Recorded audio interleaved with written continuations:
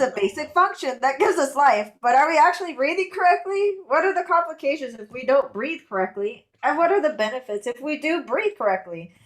Join the Hypnochix as we dive into these questions and more through the pages of the book Breathe, the New Science of Lost Art by James Nestor. Take a deep breath and let's dive in. And as you can see, we're all plugged up right now with tissue or cotton balls because we're going to actually experience a little bit of what this book is all about. I miss breathing. I miss breathing. Are you coughing because of this? Yes. Wow. I've always had allergies. And so it's like making like post nasal drip go down my throat, and it's just like springboarding off my uvula. It's like, stop! And I'm not ready. Damn. I'm vibrating and tickling, and I want to sneeze, and my eyes are starting to water. Jennifer's just cool. She's like, nothing. She's like, I was dealing with this for 2 months straight. I've been practicing. She's got, I mean, I get a lot of sinusitis and stuff like that, but man, this is terrible. Okay, so there is actually a purpose with the book. Yes. And it's to talk about why nose breathing is so much better for you than breathing out of your mouth.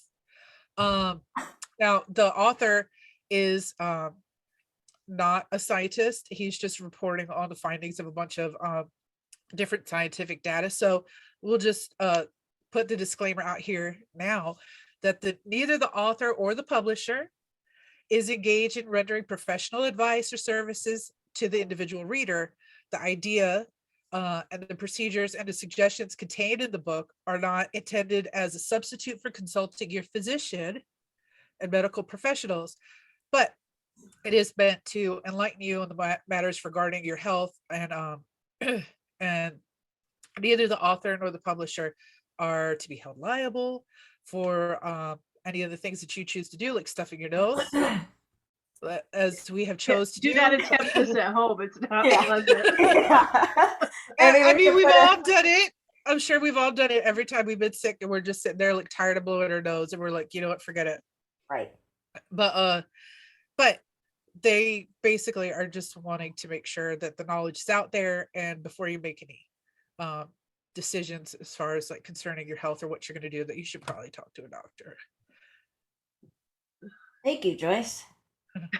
My mouth is really dry. This is probably the most uncomfortable episode we've ever done. Yes. We're like 2 minutes deep, not even a minute and a half deep into the pot. The swallowing is even challenging. Yeah. Dry mouth. Yep. Yeah. Labored breathing. I have to think about it when I open my mouth, like breathe. Yeah. So, yeah. Well, do you want to, let's go ahead and talk a little bit about this awesome book. Actually, Jennifer is the one who suggested it to us. Thankfully, it's a really intriguing book, actually, and it made me think a lot. And I think it made Joyce think a lot too. We were just discussing that earlier, how we've become more mindful of taking our breaths as we were reading it. Did you get especially like falling asleep? That I've been more careful about the position that I'm laying in, and not choosing to like lay on my back where I'm more comfortable sometimes, but then I don't stay asleep because my jaw will get slack, and then I'll start being yeah, I did that the other night. The night I started reading this book, I kid you not, I fell asleep watching TV. I was watching TV with the girls, and I fell asleep per usual, but yeah, all of a sudden I just started choking on my spit. I was like, and then someone was like, "Are you okay? Do you need your inhaler?" I was like, "No, I'm choking on my spit." I was like, "Damn, I need to start reading more of that book." I was like, "Do I have sleep apnea?" Yeah, so I would like have a pillow and kind of just like hug the pillow, so it would kind of like, I guess, force me to keep my jaw closed a little bit. You can sleep like that all night? When you sleeping on like your side? I can't guarantee that I sleep in any one position. Apparently, since I started reading the book, I've been sleeping really wild, because I woke up like diagonal halfway down to the foot of my bed. I'm like, what the hell is happening? But I've been sleeping pretty wild since then. But I do fall asleep that way. Oh. So I don't know. My Sometimes husband, my I just husband has sleep apnea, and he wears his the CPAP? mouthpiece, but then he Ah. also has a like a chin thing that goes up and around to hold his mouth closed. Oh. So that he's only forced to breathe through his nose with the machine. And Yeah. it pushes the air in and out. It's wild. So, but I know a couple people who have to wear headgear like that when they're sleeping. I don't know how they get any sleep. Huh. I don't know. My dad has sleep apnea, but he can't wear that. He's claustrophobic, but it's on his face and he starts like gasping forever. Yeah. But yeah, I guess I sleep with my mouth open. So I found that out. They're like, "Yeah, Mom, you sleep with your mouth open. I've seen you." And I'm like, "Huh, okay." That's why a lot of us I don't think that okay, so for the purpose of the book, we're only covering the first section. Yeah. I don't think that he's gotten into any of that stuff, but I could just say, as an adult, that the life experiences maybe come to reason that the more you snore or like sleep apnea, stuff like that, that it disturbs your quality of sleep so much that you're still really exhausted the next day and you have like lower or impaired cognitive function. oh, definitely. Right. And yeah, he goes through a little bit on the first part of some of the complications that happens when you do mouth breathe a lot, like how the bone structures become more underdeveloped and stuff like that, and obstruction can arise. Sorry, it tickles my nose when I talk. Anyway, take it away, Jennifer. Okay, so I'll give you a little background on the book. The book is a scientific adventure into the lost art and science of breathing. It explores the transformation that occurs inside our bodies every 3.3 seconds, the time it takes the average person to inhale and exhale. And just to give you a couple interesting tidbits about watch breathing. your mic. Huh? Sorry, watch your mic, because I think you raked the mic with your book. Oh, did I? Yeah, because it was really loud on mine. Okay. Oh. Okay. Let's see. It will take, by your 10,000th breath, if you decide to read this book, you will have finished the book in about 10,000 breaths. The average lifespan a person will take 670 million breaths. Wow. Maybe some of us are already halfway there. And this goes into explore what are the benefits or the dangers of mouth breathing and what you could actually cure or help alleviate as you get deeper into the book. Just by breathing properly, how it could actually fix some things, which we won't go into yet. And the book is about an experiment. So it's the reason we have these plugs up our nose is because the person, James, was that, make sure I read the book. Yeah. Okay. Yeah, James Nestor. They go into a study where they literally plug their nose and there's no breathing through them for 10 days. They have to follow a regimented schedule of eating, exercising at the same time of day. And they also then were tested on various different functions of their body to see how it progressed. And within one day, there was a significant amount of difference between when they started and after the first 24 hours, which was actually detrimental to their health. So that's how, sorry about that. That's kind of what this book is about, is taking us on that journey to show us how mouth breathing and how we breathe can affect multiple facets of our life. So, well, also too, he touches on, like later in the book, which we haven't got to yet, but that ways that some of it can be reversed. So it's not just a doom and gloom book. Like, don't read it and get depressed, think that you're cursed for life because you have a deviated septum or something. There's ways to improve. Right. Yeah. And we're not keeping ours in for the 10 days like James and Olsen. No. What's his name? Olsen, right? Olsen. What? The second patient. Olsen? Oh, the second patient. Yeah, his last name was Olsen? Uh, I wrote it down today too.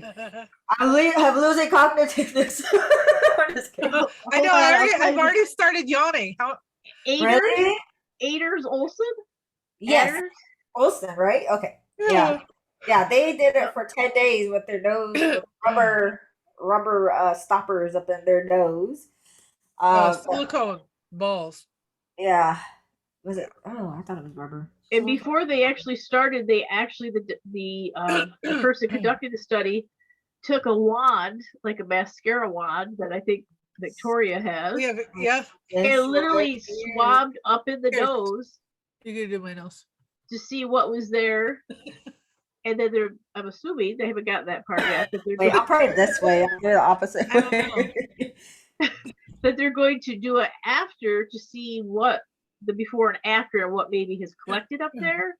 The book also talks about how air going in through your nose, the kind of a little bit scientific of how it's moisturizing up inside there, whereas breathing through your mouth, which I can attest to right now, my mouth is very dry, and this has been about 15 minutes.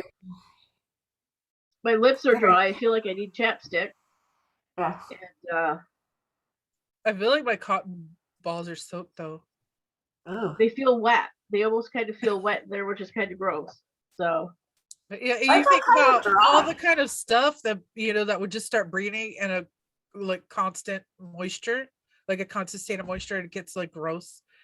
I Yeah. can imagine just what kind of infections they might have had. Yeah. But, It's like it's a feeling like you have sinusitis times 50. Like your sinus membranes are completely swollen shut. That's what it feels like right now. Just imagine that.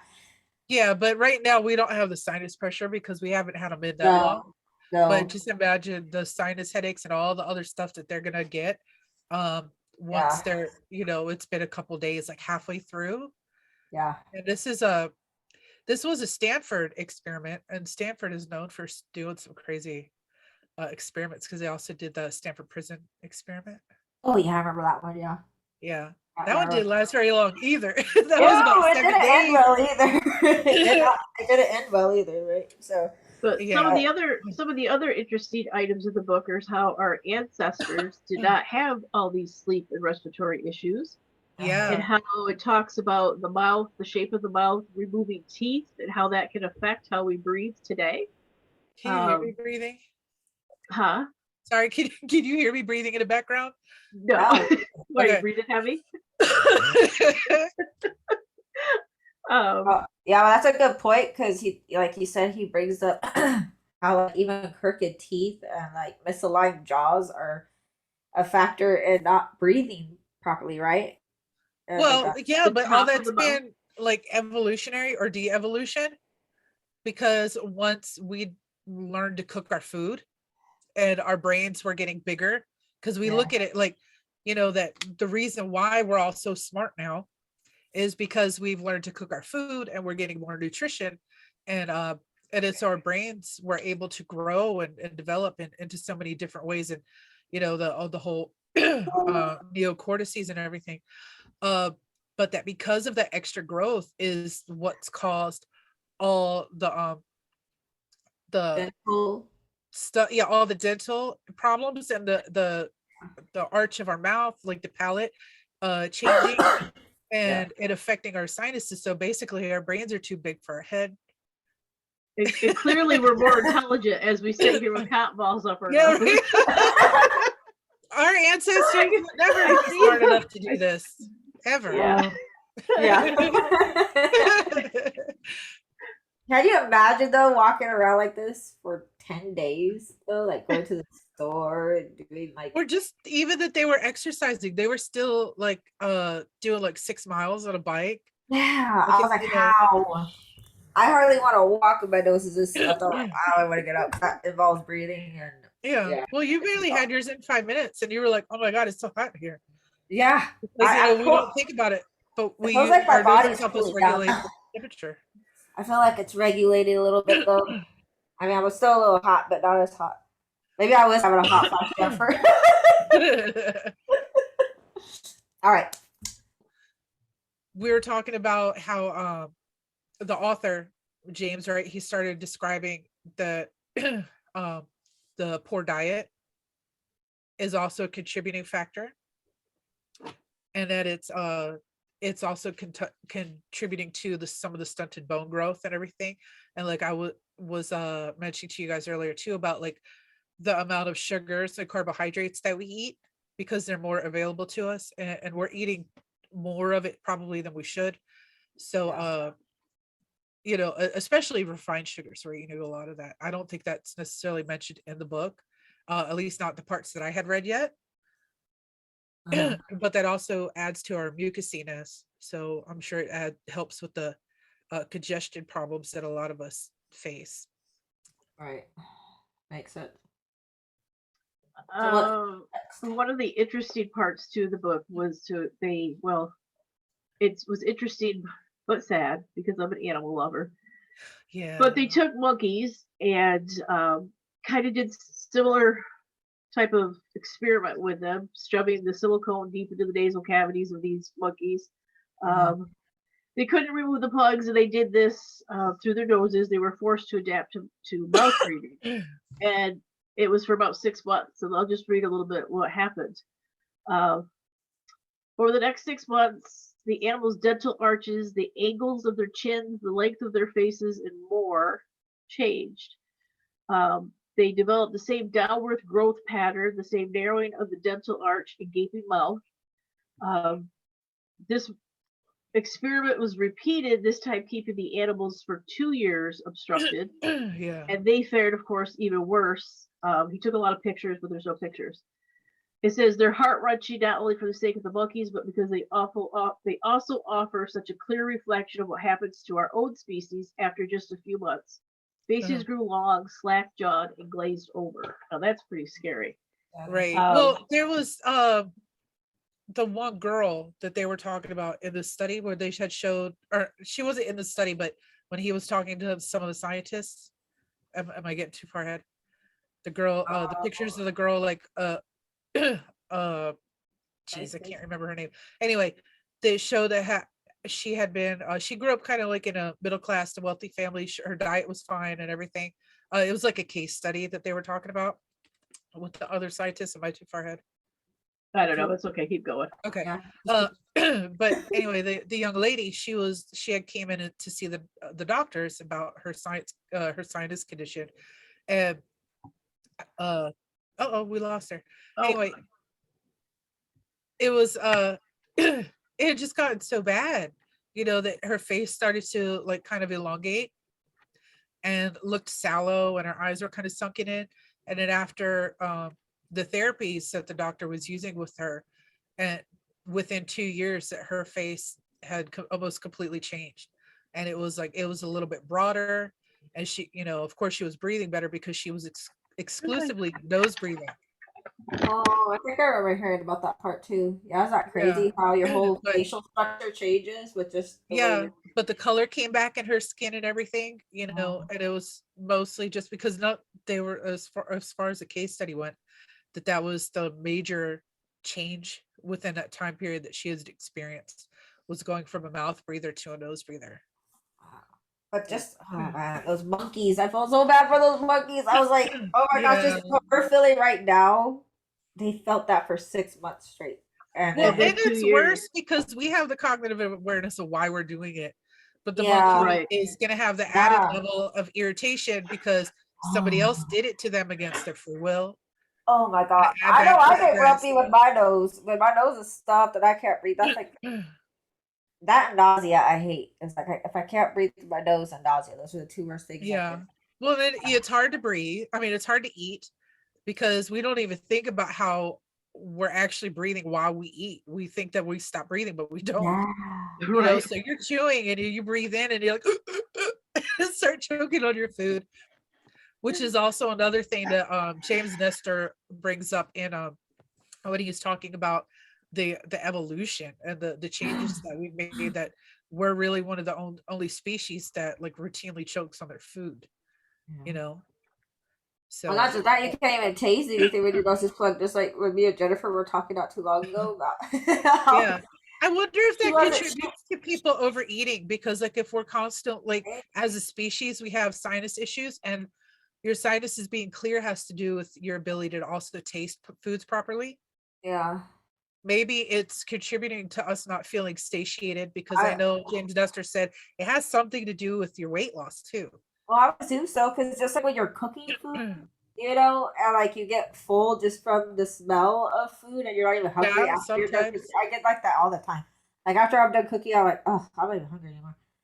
But yeah, Jennifer was dealing with that, like the anoxia. I think it's what it's called when you lose the sense of smell when you're sick. Yeah. And she's like, I can't taste anything. Remember?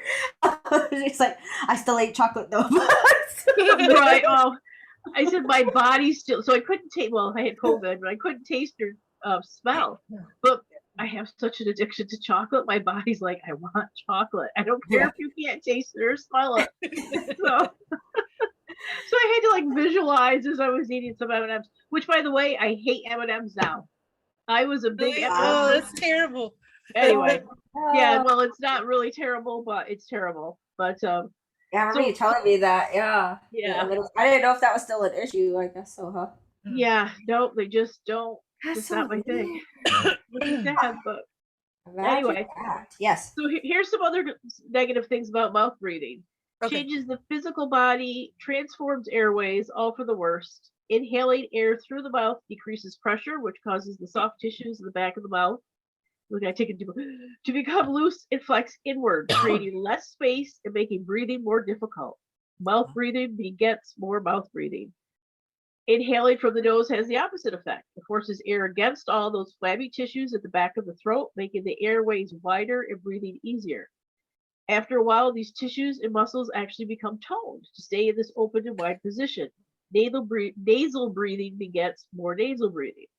So it's kind of interesting to think how just breathing through your mouth can cause all Yeah. that. Yeah, I was I was thinking about it while you were reading. I know I was joking with you guys earlier about that it for me, because my sinuses are so small, that it's like trying to breathe through coffee straws. Yeah. Yeah. And I had been on allergy medication. Let's see, like Dr. Zarbin was my pediatrician in Baltimore. So for like he had me on sinus medication ever since I was little. And I want, and like just even Sudafed or over the counter stuff, and then it got worse. And I, as an adult, I had to be like on prescription stuff until eventually I had surgery to get the scar tissue from my nose removed. You probably were on Uh, steroids, weren't you? Did they huh? prescribe you steroids? Did they prescribe you steroids? I think one of them was the kind that goes like a nasal Oh, steroid. the nasal steroid, yeah. Yeah, which I didn't know at the time, but a lot of steroids you get a kickback inflammation Yeah. stuff anyway. Had I known that, I wouldn't have Oh. taken it. But just since I've had the nasal surgery, it's not been so bad, and I can breathe through my nose without taking the medications and stuff. But I realized that, you know, the stuff that he was saying about all this stuff really hit home for me, because what if I had had a therapy instead to help me work on my breathing, so that it Right. became a newer, better habit, and somebody Right. had, taken that time to invest it with me when I was young, maybe I could have avoided having to do any of that stuff. Maybe. Yeah. Well, according to Nestor, I think based on his research, he's found that 40% of today's population suffers from chronic nasal obstruction, and around half of us are habitual mouth breathers, with females and Yeah. children suffering the most. Sorry, it's So I making me don't. sleepy actually. Sorry, I Yeah, don't mean, well, yeah, I'm we're not not. bored by you, I swear. I'm just I get it. Whatever. it's a I lack of see how oxygen. it is. Huh? What It's happened? a lack of oxygen. Yeah, it is. I Probably. was just yawning in a second. See, I just thinking like, I really yawn. I'm suggestible to myself. All right. Anyway. So let me give you some statistics of what changed with him over the course of these days. Yeah, please do. Each night for the past week and a half, he felt as though he was being softly choked to death in his sleep, and that his throat was closing in on itself. He says, because it is, and because I am. He was forced to mouth breathe, which he knew was very likely changing the shape of his airways, just as the monkeys. He says, however, the changes weren't happening in months; they were happening within days. It was becoming worse with each breath. His snoring increased 4,820% within 10 days. At his worst, he averaged 25 sleep apnea events, meaning I was choking so severely that my oxygen levels dropped to 90% or below. Wow. Which means the blood can't carry enough, oxygen to support all the other stuff. And yeah, so he was like completely dumbfounded at how fast he was deteriorating within just a short amount of time. Right. So along with that, I mean, shoot, look at us within minutes. What? I said, just look at us within minutes. I could only imagine what days with this would be dealing. Yeah. The vasopressin is stimulated and released because of our sinuses and our nose being engaged in the breathing. So like when they were like recorded the stuff as far as like when they were sleeping and they heard themselves like basically choking to death, like sleep apnea type of things with their nose plugged. But the vasopressin, that it has to do with how your body can hold water and stuff, and it basically so when we're sleeping with our mouth open, for example, or we're just being a mouth breather, and like it's constantly wicking all the moisture away and we're not breathing through our nose, then the vasopressin isn't kicking in like it's supposed to.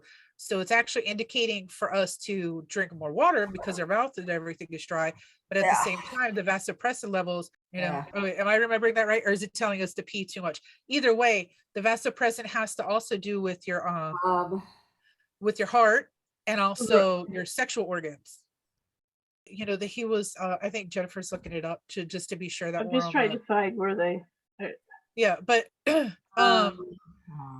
and this is kind of off subject a little bit, but it does have to do with vasopressin. When just in pair bonding between humans, right, we have our pheromones. And also there's the oxytocin that's mostly released to females when they have orgasm or they're breastfeeding. And then for men, they have like vasopressin that's released in their system. And for them, that is the pair bonding hormone for them. So the fact that, and when he also talked about that you have these it was like erectile tissues inside of the sinuses. So when we're stimulated, maybe I'm too far ahead in the book, but when we're stimulated there, we're also stimulated here. Yeah. So that's some things to think about, that it's, of course, when you're performing, you want to have like you want to be able to breathe well so you can enjoy it and not feel like, oh my God, but there's actually it affects so much, and it's something that we've kind of really taken for granted. I found it. Okay. It says, during the deepest, most restful stages of sleep, the pituitary gland, a pea-sized ball at the base of the brain, secretes hormones that control the release of adrenaline, endorphins, growth hormone, and other substances, including vasopressin, which communicates with cells to store more water. This is how animals can sleep through the night without feeling thirsty or needing to relieve themselves.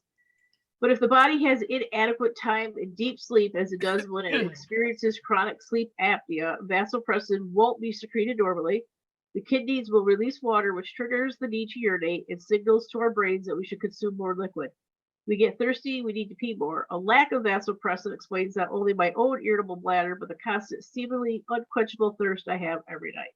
I'm glad that you had the book handy to so he was peeing more? Right?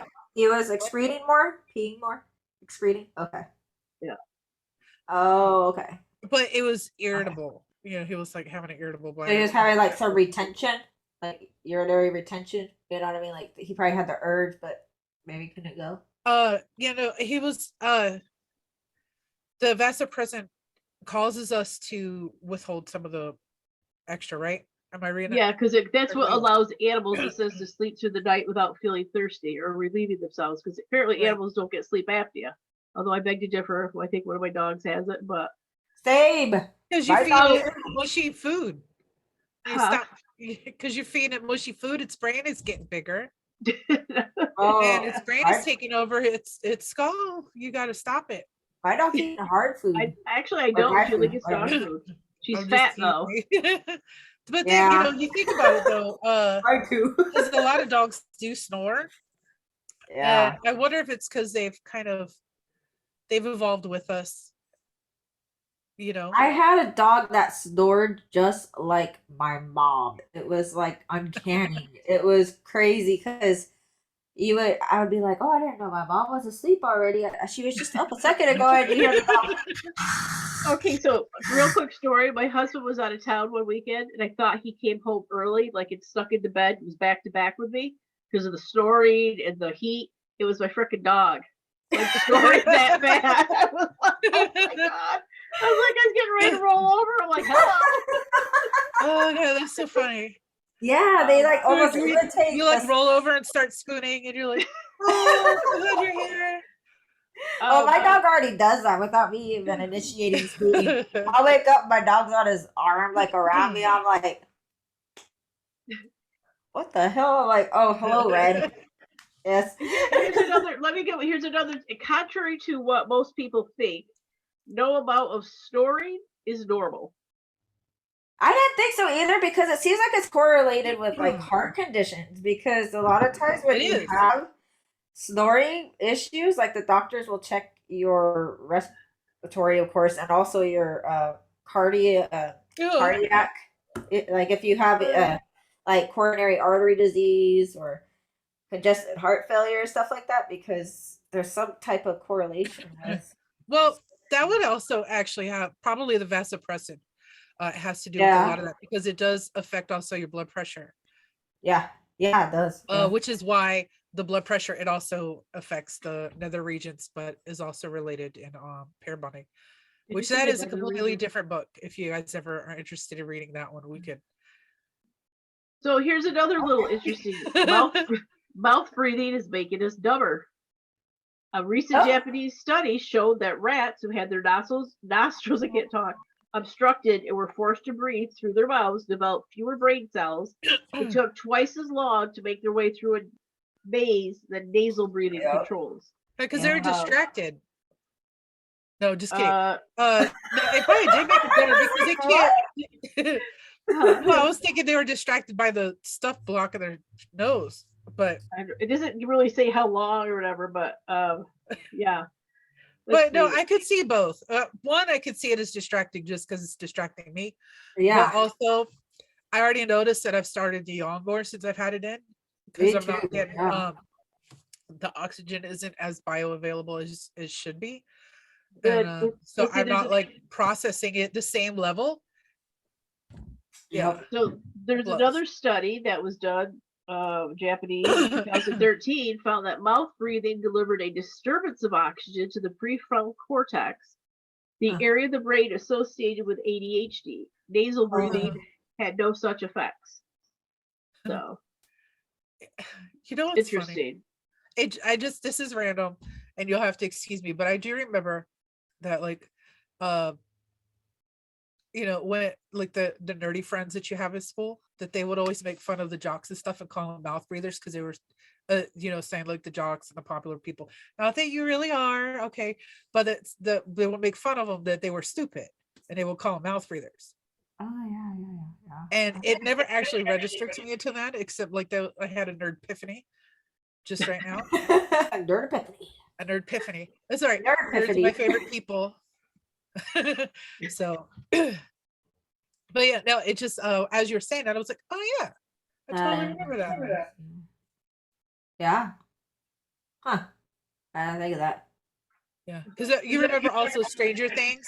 I think I sent the GIF earlier where Elle, she was in the grocery store because she had learned to call people mouth breathers because of her boyfriend. Yeah. They're all like D&D kids, and Yeah, They weren't well, like they weren't the most popular kids, and they just like made fun of people called them mouth breathers. I'm Okay, anyway, sorry. that's off I'm task. sorry. You're not boring me. I promise. The oxygen is dropping, man. Yeah. My cognition is impaired, Jennifer. Be gentle on me. Right. Okay, I'm going to throw some more facts out here because this is Yes, what please. just blew my mind. All right. 90% of children have acquired some degree of deformity in their mouths and noses. 45% of adults snore occasionally, and a quarter of the population snores constantly. 25% of American adults over 30 choke on themselves because of sleep apnea, and an estimated 80% of moderate or severe cases are yet undiagnosed. Wow. The majority of the population suffers from some form of breathing difficulty or resistance. Yeah. So it's amazing. They say we've found ways to clean up our cities. We've become more literate, taller, stronger, but yet our most basic function that we need to live, breathing, we've pretty much lost touch with it. And this is more of a modern thing because, like we said, this didn't happen to our ancestors tens of thousands of years ago. They didn't have any of these issues. So pretty scary to think about it. Yeah, and at the time that he first released the book, that the National Institute of Health, out of 27 departments, and they were all devoted to like lungs, to the eyes, skin disease, ears, etc., but none of them specifically to the nose and sinuses. Exactly. Now that may have changed since the book came out, but at the time that it was released, that it wasn't any dedicated strictly to that, which I find really interesting. You know, For all of us animal lovers out there, the monkeys actually recovered. After 2 years of forced mouth breathing, the plugs removed. Slowly, surely, the animals relearned how to breathe through their noses. Their faces and airways actually remodeled. Their jaws moved forward, and facial structure and airways morphed back into their wide and natural state. 6 Good. months after that experiment ended, the monkeys looked like monkeys again because they were breathing normally. so there's Well, there you go. There's hope. So it sounds like we could reverse this. Yeah. Yeah. But that pretty much brings us to the end where he says tomorrow morning the plugs come out. So that's section 1 where the 10 days are up, which will get us into section 2. So that means we could take these out. I think we should leave them in for 24 hours. Really? But we don't have. My husband like, what the hell are you doing? Please don't make me do that. He'd be like, you got a bloody nose? I know. Poor Joyce is over here choking every 2 seconds. Yeah. Trying to post nasal drainage. I'm over here yawning, trying to hold it back. Oh. It only took us like 7 takes to get through the intro. Yeah. It's okay. Yeah. It was funny. Those are good bloopers. Yeah. Yeah. So, well, I can't wait to get deeper into this book because I didn't read it, but I was skimming through it today and down like towards not the end, but I think it's Well, you listened to it first and then you skimmed through it. Well, yeah, I just skimmed through it, but I saw there's some exercises, and I was like, Oh, at the very back. Yeah, there are a bunch of exercises. And some of these, it's amazing how thousands of years ago, with all the breathing techniques that have been, that were actually coming kind of full circle, going back to them, along with plants, medicines, and all that, we're kind of shifting back to prior to 150 years ago when the pharmaceutical companies came out. It definitely needs to be looked at and studied. And I know just myself, since I've read this book and got it, I've paid really detailed attention to how I'm breathing, whether I'm in the car or even sleeping at night, because I choke on myself. I probably have sleep apnea. I don't want to admit it. I've woken up going, oh, was I just snoring? And so I try to lean up a little, or like, oh, close your mouth. Yeah. In fact, I told Victoria I actually taped my mouth at work the other day just to breathe through my nose. And it was weird because, like you, Joyce, I have allergies, so there's always some sort of stuffiness. But aside from feeling like I was gagged about, like my mouth being stuck shut, a couple times I started to not like a panic, but it's like I wasn't getting enough air, and I thought, well, that's just because I'm not used to breathing through my nose maybe as much as I should be. Yeah. So it was definitely definitely an interesting experiment until somebody walked in, but you know. Like, is somebody holding you hostage? Do you need I help? know, right? Call 911. Thank God the doorbell thing dings because I'm like, that hurt. They're probably wondering how come you had a red patch across your face. Well, know, no, right? because I put my mask on, so we were good. Oh, that's good. Well, Yeah. if you think about it, breath work these days, nowadays, it's like really popular. Like, you could do, yoga incorporates breath work. And so it's like we're starting to get back into, Yeah. practicing healthy breathing. It's just, I Well, think this here actually will tell you more in depth of why it's so important to breathe yeah. properly and how to breathe properly. But Well, and it made more sense to me too, just like how quickly the changes occur, yeah, and like the stress yeah, hormone levels, and the physiology and everything. Why, when we're doing hypnotherapy, we're having them focus on their breathing, yes, and just really taking it slow, and because as they do it, they're reorienting kind of themselves, their awareness back into their body. right. I get out of that fight flight mode too. So, because Yeah, yeah, that too. actually Yeah. we breathe shallow, or when we do breathe, we don't think of how we're breathing, and we might be in that shallow type of breath that can Yeah. activate fight flight, which could activate stress, Yeah, and a cortisol. lot of people don't know, but they're constantly taking just like little sips of air. Yeah, Like all they, not maybe right not like that now. severe, but but the more mindful of it though, then you have more, obviously you have more control once you're paying attention to it. Yeah, yeah, But definitely, yeah. And when Because you are well, that doing can, some of these oh, sorry, go ahead. exercises, you're not thinking about anything else because you're concentrating on how to do them. yeah, So your mind is like, okay, count 1, 2. So you're counting, and all the worries of the day are kind of gone. So it's kind of a nice mindfulness exercise too, in addition Yeah. to the breathing effects. definitely. Well, how are Well, you and guys believe it or feeling? not, I was just gonna say the Oh, military has some documents, and basically it's like like a count of 4 in and a count of 6 out. 4, 8, 4. Oh, 4, 8, 6. 4-7-8 is one of the exercises. I'll give it away. Oh yeah, it might be 4, 7, 8. Yeah, and so like it's not the what the naval or stuff is written about is not the same as the exercise that you guys are saying, but because it's more for like the physical exertion of when they're doing their training and stuff, but that's how they train the SEALs and stuff to do uh some of their stuff. They condition them to breathe that way so that they can keep their resting variable heart rate and all that stuff, so they're more able Yeah. to do all the strenuous activities that they're expected to do. Well, speaking of which, real quick. Oh, sorry. Go ahead, Oh, Jennifer. I was gonna say in the intro, was that's where they were talking about the deep divers? That's what I was gonna bring up. See? Oh Yeah, yeah, they Go did ahead. bring up the deep Go ahead. divers. No, go ahead. I was just Oh. like, I was just curious because these people can hold, like when, like Jennifer was saying at the beginning of the book, he starts talking about deep divers and how they can hold their breath for 12 minutes. 12 minutes. Yeah. But doesn't your brain function start devising like after 2 or 3 minutes? Like you start going brain dead when you can't breathe, or is that just the? I imagine they've learned how to control the breathing and the mindset.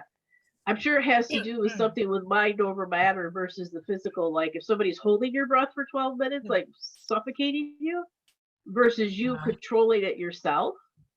I'm sure there's scientifically somewhere out there an explanation as to how and why it works. Well, that's more crazy. probably it has to do with the norepinephrine that's coursing through your blood when you're being like if you're being suffocated by somebody else versus them willingly doing it. Yeah. To conditioning themselves, but also so the absence of the stress hormone. Also a lot of I want to say that they're not taught to make such huge breaths. Like even though they hold it, they're not like, because also chest breathing. I don't think we haven't covered it this far in the book, but the chest breathing is another thing that causes a lot of stress and anxiety, where belly breathing, even though it's considered to be less attractive because it pokes your belly out, Yeah. it is actually better for you, and it drops the diaphragm more. So it's probably also too where are they breathing from that gives them the capacity. If they're trying to hold it all up here in their chest, then as they're diving, they're going to have the compression and it's going to like be more uncomfortable. True. So they probably do take lower breaths, but still, I mean, just think how powerful your mind is just to control holding your breath for 12 minutes. The longest I've ever gone was 1 minute. And I know because I timed myself. Well, just think about it though. If we were just to try it, right? To hold your breath on a complete, like full breath, it actually is kind of painful. Oh, hell yeah.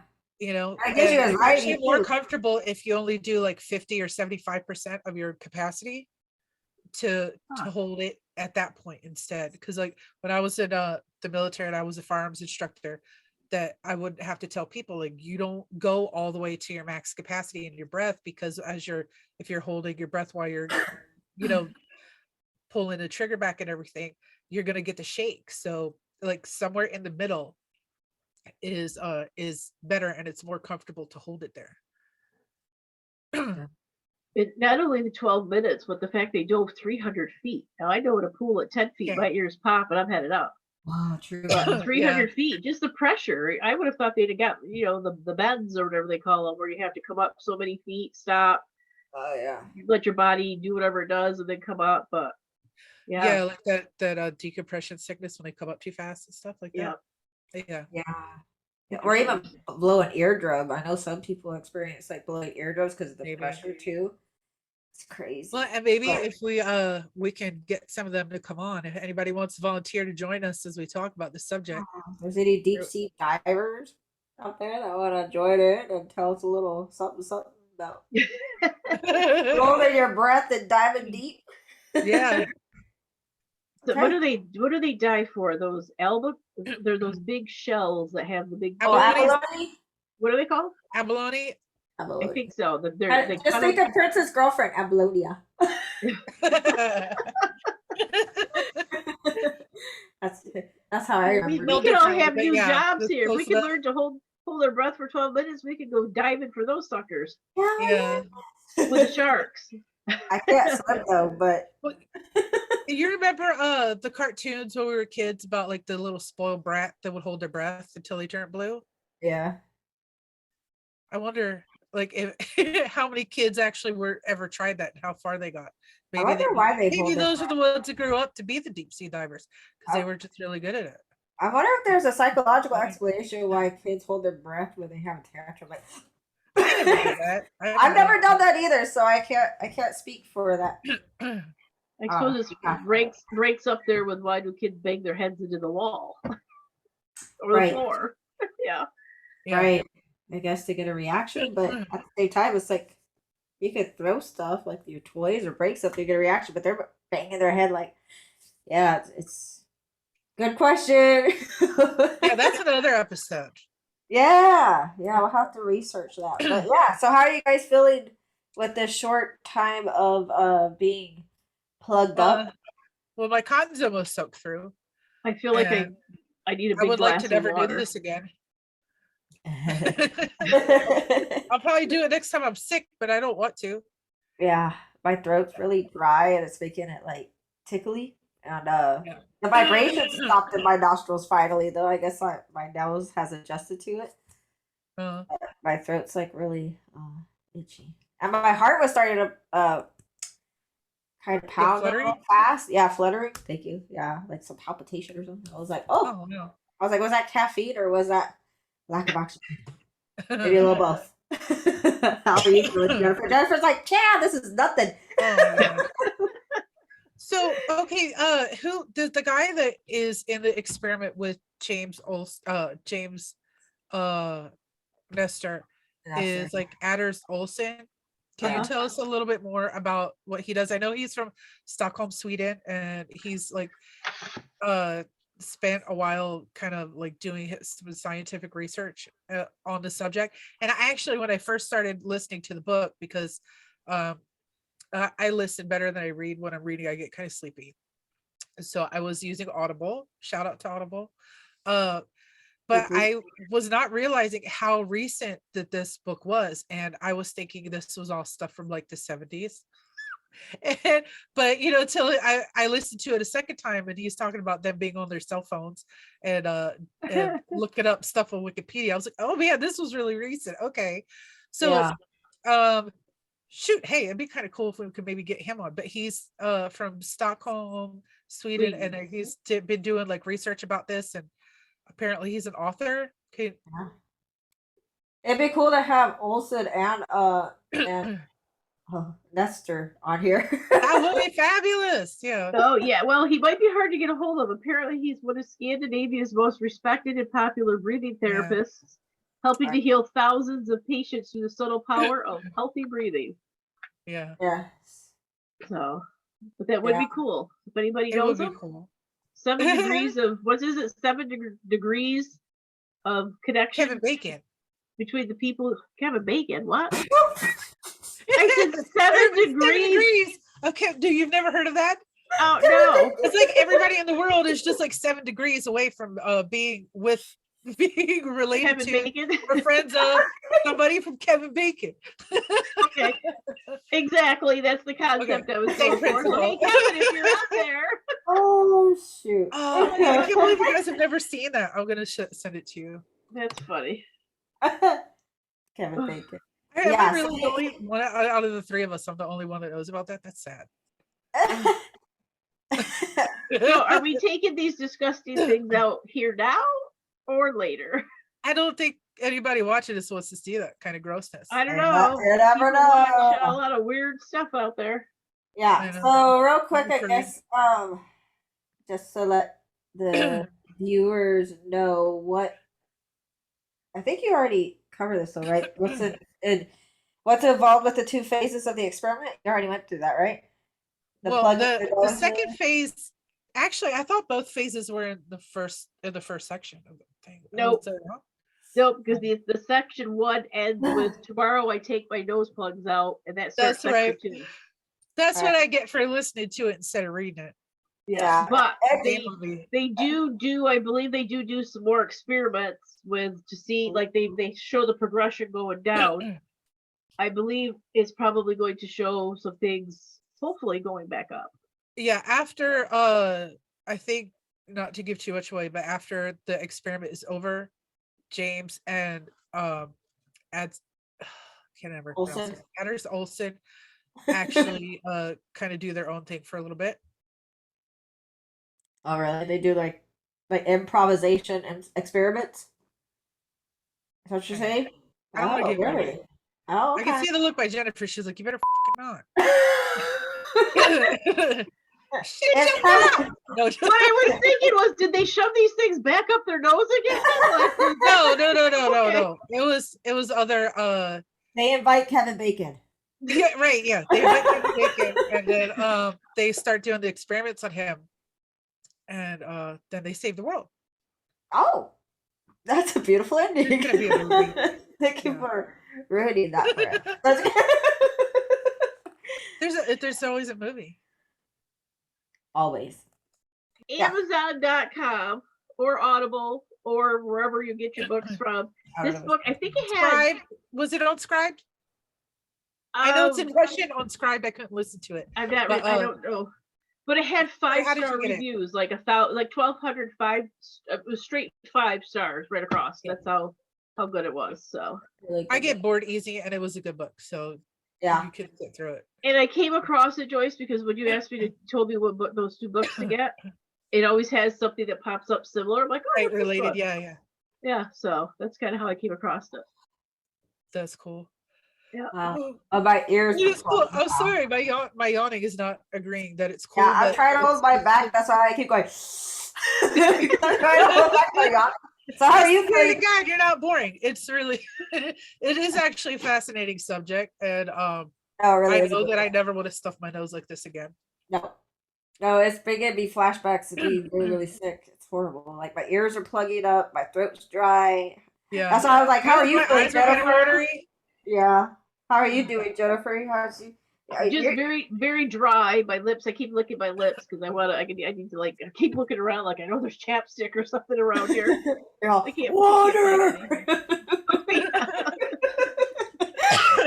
All right, so Yeah. I guess the torture can end right now. Then, right? I think we pretty much covered the first part of the book, and then we'll cover We'll the do a second part little. next week and Yeah. find out what happens next. What comes out their nose when they get unplugged, and what goodies they find in the Oh yeah. culture. So, yeah, that'll be exciting to find out what happens, the comparison, and all that. So, Yeah, it is a quick read for those of you who are not like avid readers. It is a quick read. It goes easy, and it's Yeah. entertaining enough that it's even though he has footnotes and stuff in there, it's not dry. no, it's a really good read. I agree. Yeah. I'm glad Jennifer suggested this book because it really makes you think and it makes you be mindful about your breathing. Because we don't think about that every day, right? We don't Yeah. think about like, am I breathing properly today? We just breathe. It's a involuntary thing that we do. And And Yeah, I especially with never spent so much time thinking about why mouth breathing might actually be making me sick. with COVID right now, and people who've had COVID, it may be something to be more conscious about because Yeah. obviously mouth breathing is bad. And then there are exercises in this book to help strengthen, and so true. might be Good something point. That's a good people. point. Because our noses filter a lot of stuff out, and I think we all kind of knew that on a basic level, but at how severely, I didn't know that it caused all that the facial structure changes. I had no idea. Right. That's crazy. Yeah, I I didn't know could. that either. I didn't know that. I didn't know how it affected the dental and facial structures. Yeah. I do like blood pressure and stuff like that, but I didn't know it affected your bones and your structure in that Yeah. way. Well, again, with evolution, you think we'd be going forward, not backwards. This part of our whole existence looks like it's gone backwards in a I bad thought we were way. just living too long, you know? Huh? I We've thought that lived. we were having all these maladies because we just lived too long, you know? Yeah, I mean, yeah. not like biblical, supposedly people live like hundreds and hundreds and hundreds of years, but that, like a couple hundred years ago, people maybe were living like 50 years if Right. they're lucky. Yeah. And so now we're living closer towards be like between 75 and 100 years old, that maybe we're like, oh, my back hurts, Back you in know, those like days, shoot. I have arthritis in my knees. Yeah, But back in those days. this doesn't affect just adults, it affects children. Yeah. Yeah, that's true. So teaching children how to breathe at a young age could alleviate all these, for lack of a better word, athletes when they're our age. Yeah, So, yeah, Yeah, that's true. that's true. so Yeah, but I know like some schools are incorporating some mindful exercises like meditations and breath work and stuff like that. So which is cool. So hopefully they will start getting in their regimen of practicing healthier breathing exercises. Yeah. That way they can I avoid any chronic obstructions or illnesses that can contribute to not breathing the right way. I know yeah, I'm gonna start practicing. no joke. I know when I got interested in Ayurveda a long time ago when I was actually in high school, and I remember reading about like deliberately alternating the nostrils that you breathe through, and that they have, and I think he's going to talk about it later, but how actually one side has one effect on your body and is more correlated with your sympathetic nervous system, and the other side is more with your parasympathetic. And I found that really interesting because it just kind of confirmed some really old world knowledge. So like a lot of times we think that ancient people were stupid, but they had more maybe time, but they really sat there and were observing these happening, just because they may not have been in a what we would like to say like a scientific type of structured experiment, but it Yeah. was still a life observation, and they observed that the majority of people do it, and it's a pattern, like, you know what I mean? So that, and it seems to affect everybody this way. So I think some of the ancient knowledge is actually coming around and being proved through science now, which is great, except for that there was some generations in the middle that didn't do it because they didn't value it, or they thought it was just like it was woo woo. I love the fact that the book, even though it's got a little bit of the ancient stuff in it, it's got some science that's like broken down into, you know, a very easy level to read. There's no scientific terminology. I think the biggest, the most fun word in there was pulmonauts. Yeah. But it's just a very easy read, and it's definitely a life changer. Because and just reading it in the middle of it, you really start noticing it. Because I started breathing really like my meditative type of breathing and stuff at the time, and even though that's not the kind he was telling us to do, but you know that I would like take a big deep breath in it and hold it for like a second or two, and then let it out really slowly. But I also started catching myself trying to figure out how long I could drag out my in breaths and the pause and then the out breath and then the pause before I breathe back in. So I was actually like sitting there counting a lot, you know. I think my record is like 20. Wow. So not minutes, but seconds. Like I'm working on it. Yeah. Victoria's had her head shoved in the tub all day trying to deep dive. Hold her breath. I would do something like Thank that. God you're here in time for the podcast. I'm timing myself. How much more time? Damn it, 60 seconds. 11 more minutes to go. I can really see me doing that. Honestly. Yeah, you guys will have to come over in the summer since it's Vegas. We can like go over to the casinos with the really nice pools and I'll hold our breath and practice. Yeah, maybe we can rent those mermaid tails. And just we'll all have new jobs. We can get in the mermaid tank and entertain little kids because we can hold our breath for 12 minutes. There you go. Yeah. Yeah, we can be hypno mermaids. Hypno babies. Oh gosh. That's awesome. Well, I can't wait what happens next. I guess I get to read part 2 tonight since now I'm allowed to pass go. So I can feel my nostrils flaring, like it's in the mood to take to take these things out of my nostrils. It's like we need to stop talking. Oh Lord, my nose is itchy so bad. Like I know underneath it. Like my finger at my nose is just itchy. No, you keep I'm gonna take the lines and just.